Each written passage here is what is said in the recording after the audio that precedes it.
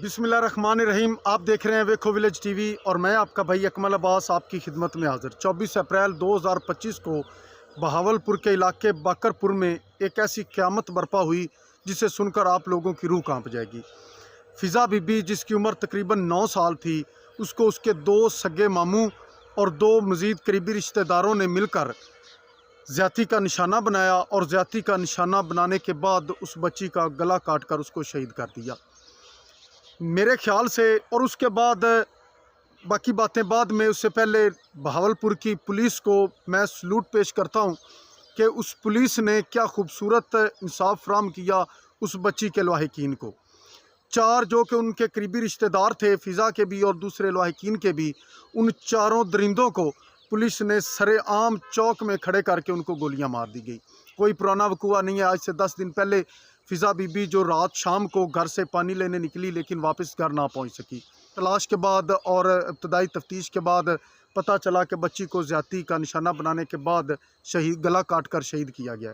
गला काटने के लिए उन दरिंदों ने अपने घर की ही एक छुरी का इस्तेमाल किया, जो आला कत्ल को बरामद करने जाते वक्त रास्ते में वो जो दरिंदे थे उनको कत्ल किया गया है। और बड़ा अच्छा कदम उठाया है बहावलपुर पुलिस ने।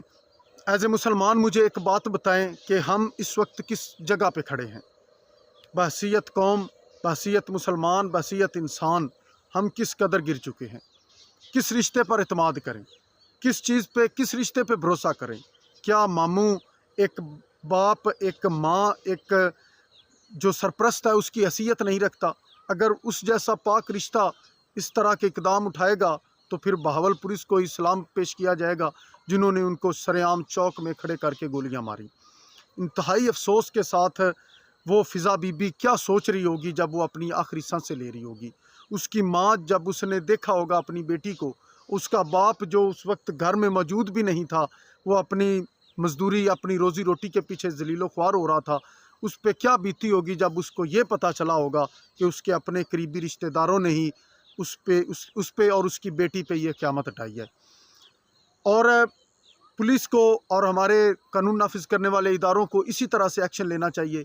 अगर इनको थोड़ी ढील मिलती रहेगी, अगर इन लोगों को ज़मानतें मिलती रहेंगी, एक अदालत से नहीं दूसरी अदालत से जाकर उनको ज़मानतें मिलती रहेंगी और वो बरी होते रहेंगे, तो फिर इसी तरह के जो वकूए हैं वो होते रहेंगे।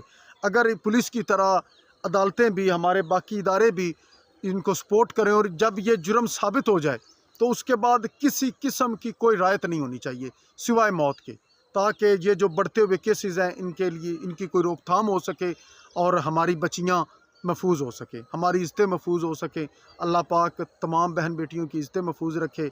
मेरे मुल्क पाकिस्तान की खैर हो। अपने भाई को इजाज़त दीजिए। अल्लाह हाफिज़।